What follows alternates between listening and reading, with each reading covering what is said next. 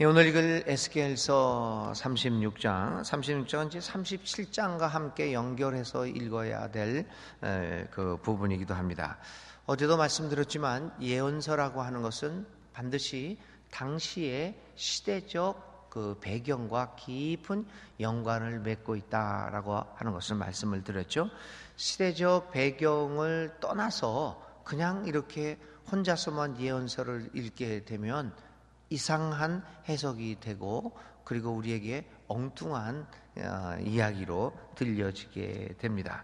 그래서 이 에스겔서 36장이 37장의 역사적 배경도 우리가 조금은 살펴보아야 할 것이죠. 여러분들이 오늘 36장을 이렇게 읽으면서 22절부터 이렇게 읽으면서 그리고 이제 나중에 이제 37장 그 우리들이 잘 알고 있는 그 이제 장이죠. 37장 마른 뼈들이 살아나는 그 환상을 보여주는 그 장이 이제 37장 아니겠습니까?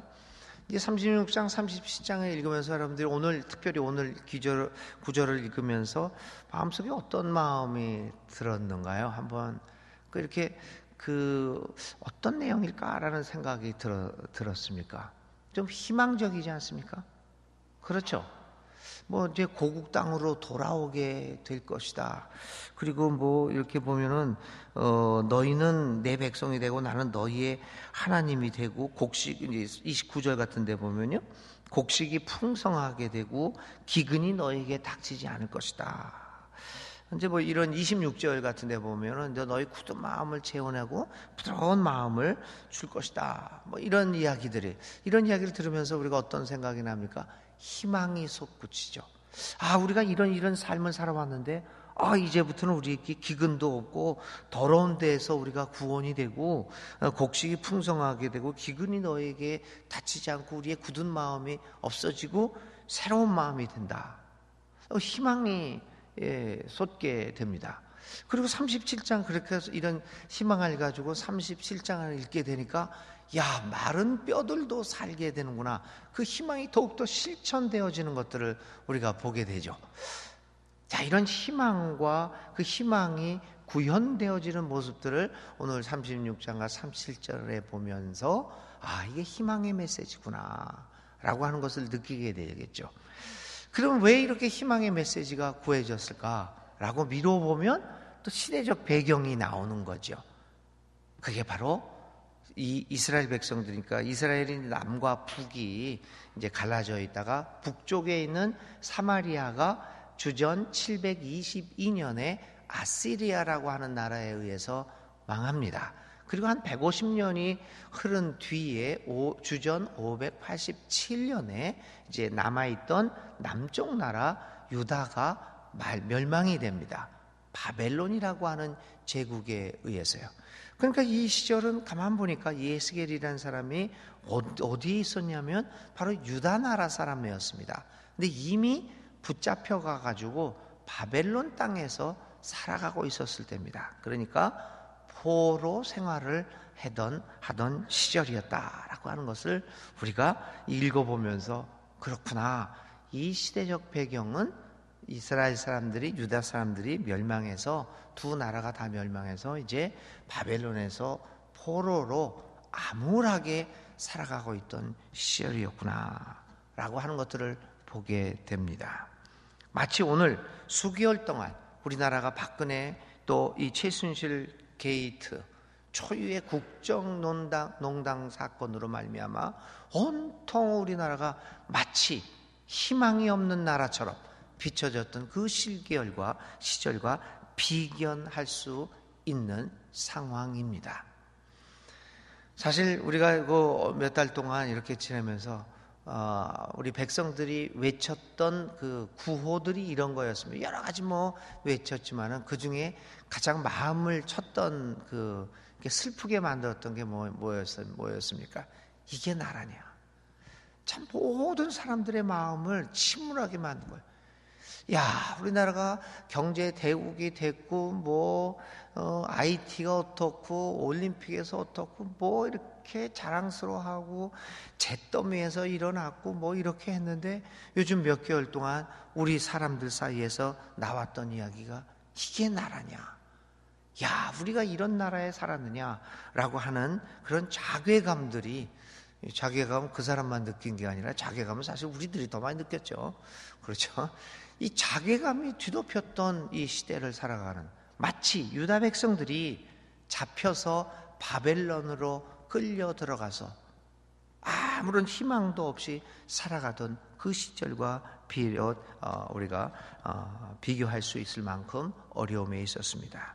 그러할 때 하나님께서 유다 백성들에게 이 말씀을 주셨던 것처럼 오늘 우리들에게도 같은 말씀을 허락해 주시는 것입니다. 그러면서 주님은 우리에게, 이스라엘 백성들에게, 유다 백성들에게 말했죠. 이제 너희가 이런 암울한 현상에 살고 있지만 그러나 거기에서 낭망하지 마라. 나는 너희들이 잠자고 있는 살고 있는 이 더러운 곳에서 구원해 내겠고, 너희들에게 이제는 곡식이 풍성하게 하고 기근이 더 이상 너희에게 닥치지 아니하는 새나라 새 땅을 줄 것이다. 결국은 너희들을 고국으로 돌아오게 만들겠다라고 하는 희망의 메시지를 우리에게 던져 주었습니다. 오늘 우리들도 마찬가지입니다. 여러 가지 위기 속에서 지금도 여러 가지 흔들리는 혼돈의 시기를 거쳐 나가고 있지만 하나님께서 우리에게 분명히 말씀해 주십니다. 내가 너희들을 이렇게 부정부패로 더럽혔던 이 나라에서 너희들을 구원해내어 새로운 땅을, 새로운 나라를 너희들 가운데 인도해 내겠다. 오늘 24절에 이렇게 얘기하죠. 내가 너희를 여러 나라 가운데서 인도하여 내고 여러 민족 가운데서 모아데리고 고국 땅에 들어가서 25절 맑은 물을 너희에게 뿌려 너희로 정결하게 하되 너희 모든 더러운 것에서와 모든 우상 숭배에서 너희를 정결하게 할 것이다. 오늘 우리를 깨끗하게 해주시겠다는 희망의 하나님의 말씀이 우리에게 들려옵니다. 모든 것들을 깨끗하게 물을 뿌려서 우리의 모든 죄들과 더러운 것들을 정결하게 하겠다라고 말씀을 하고 계십니다. 오늘 우리나라는 정권이 바뀌는 것 이상으로 더 중요한 것이 너도 나도 물들어 있던 부정과 부패, 잘못된 생각, 그것을 요즘 정치에서는 적폐라고 얘기합니다. 그 누적되어 있던 이 폐단들, 우리 몸에, 우리의 생각 속에, 우리의 행위 속에 나도 모르게 젖어들어 있었던 적폐, 누적되어 있던 이 폐단들, 이 나쁜 것들을 청산하자. 이게 요즘 대한민국에서 외치는 것 아니겠습니까? 적폐. 바로 오늘 하나님께서 우리의 몸속에 스며들어 있던 이 적폐들을 끄집어내라. 그래서 너희 마음에서 너희 육신에서 굳은 마음을 제거하고 부드러운 마음을 가져라. 이걸 그렇게 보면 이제 적폐 청산이라고 볼 수 있겠습니다. 오늘 이 에스겔서 36장을 읽으면서 느낍니다. 단순한 정권이 바뀌는 것이 아니라, 아무리 바뀌면 뭐 하겠습니까? 속이 바뀌지 않으면, 사람이 바뀐다고 모든 것이 바뀌는 것이 아닙니다. 그 사람의 마음이 바뀌어야지 올바른 우리 국가가 이루어질 것입니다. 그래서 사실은 오늘 우리에게 더 중요한 것은 적폐 청산입니다. 어떻게 우리 사회에 이런 것들을 깨끗하게 할까? 그것뿐만 아니라 우리 교회 내에 있는 여러 가지 적폐들, 저는 지금도 기도하고 있습니다. 차차 목회를 하면서 여러분들과 함께 기도하고 하나님을 믿는다는 것이 무엇인가를 깊이 성찰하면서 성경에 기반을 두고, 그리고 예수님의 가르침에서 성찰하면서 우리가 잘못하고 있는 것들이 무엇인가를 발견해내 하나씩 주님 앞에서 그 굳은 마음을 제거했으면 하는 것이 저희의 기도 제목입니다. 우리 교회도 우리 사이에 모르게 스며들어 있는 이 적폐들이 있다고 한다면 그것을 제대로 보고 하나씩 제거해서 우리 마음 가운데 굳은 마음이 없어지고 새로운 마음이 돋아날 수 있기를 간절히 기도드립니다. 이렇게 굳은 마음을 제거하고 새로운 영이 들어 우리에게 마음에 생겨났을 때 37장의 기적이 일어납니다. 마른 뼈와 같았던 우리들이 하나님의 생명을 얻어서 생명이 되는 기적이 이루어지게 될 것입니다.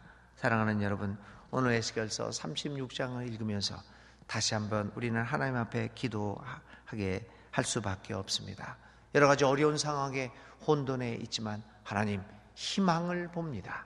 주님으로부터 이 희망이 옵니다. 하나님, 우리를 구원해 주시고 우리 마음 가운데서 굳은 마음을 제거해 주시고 주님의 부드러운 영을 주십시오.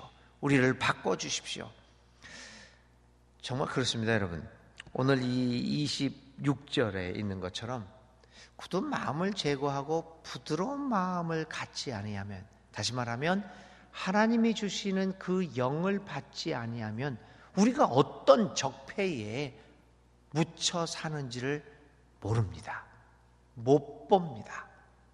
그래서 그 적폐들이 잘못된 것들이 뭐 잘못되어 있는지도 모르고 습관적으로 그냥 그것이 잘하는 건 줄 알고 그렇게 해 나갑니다. 그런데 오늘 에스겔서 36장처럼 주님의 새로운 영이 나의 마음속에 들어오면 비로소 우리 속에 스며들어 있던 이 잘못된 것들이 무엇인가를 비로소 보게 되고 회개하는 마음이 들어오게 됩니다. 오늘 이 아침에도 새로운 영, 부드러운 마음을 위해서 하나님 앞에 간절히 기도하시기 바랍니다. 우리나라를 위해서 기도할 때도 마찬가지입니다. 우리 백성들에게 하나님의 영이 들어와서 우리로 하여금 무엇이 잘못되고 있는가를 제대로 보고 또 하나님 앞에 그 일을 위해, 개혁을 위해 기도할 수 있는 우리들이 되게 해달라고 하나님 앞에 간절히 기도하시기 바랍니다. 오늘 에스겔서 36장을 통하여 우리 하나님이 우리 모두에게 굳은 마음을 제거하고 부드러운 마음을 허락해 주실 것을 간절히 기도드립니다. 오늘의 기도드립니다. 하나님, 어려운 일들이 계속되어지고 있습니다. 혼란과 혼돈의 세월을 우리들이 보내고 있습니다. 그렇지만 이 가운데서도 희망을 잃지 않고 이 나라, 이 우리의 조국과 우리의 교회를 위해 기도하게 해주시니 감사합니다. 우리의 희망은 오직 하나님으로부터 오게 됨을 다시 한번 깨닫습니다. 하나님, 우리에게, 우리나라에게 새로운 영을 주시고 우리의 굳은 마음을 제거하시고 부드러운 마음을 우리에게 허락하여 주시옵소서. 그리하여 우리 안에 나도 모르게 쌓여있는 그 적폐들이, 잘못된 것들이 무엇인가를 제대로 보게 하고 그것을 고쳐나가 결국에는 우리들에게 마른 뼈들이 살아나는 기적이 발생할 수 있도록 주님 도와주시옵소서. 우리 시대의 어두움을 쫓아내고 참된 평화를 구하는 이러한 일에, 하나님의 일에 동참하게 하여 주시옵소서. 예수 그리스도의 이름으로 간절히 기도를 드립니다. 아멘. 오늘의 실천입니다.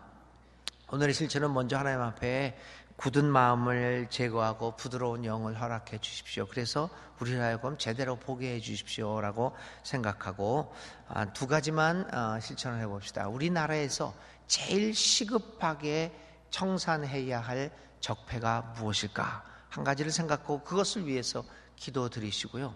또 하나는 우리의 교회 생활에서, 교회의 목회나 교회에 또 해나가는 여러 가지 일 중에서 청산해야 할 이런 일들은 교회가 하지 말아야 할 것을 여러 가지가 있겠죠. 그 중에 제일 시급하게 여러분들 생각하는 것들을 한 가지만 적고 그 적폐 청산을 위해서, 국가를 위해서, 우리 교회를 위해서 오늘 생각하며 기도하시는 여러분들 되시기를 바랍니다. 주기도문 합니다. 하늘에 계신 우리 아버지, 아버지의 이름을 거룩하게 하시며 아버지의 나라가 오게 하시며 아버지의 뜻이 하늘에서와 같이 땅에서도 이루어지게 하소서. 오늘 우리에게 일용할 양식을 주시고 우리가 우리에게 잘못한 사람을 용서하여 준 것 같이 우리 죄를 용서하여 주시고 우리를 시험에 빠지지 않게 하시고 악에서 구하소서. 나라와 권능과 영광이 영원히 아버지의 것입니다. 아멘. 아멘.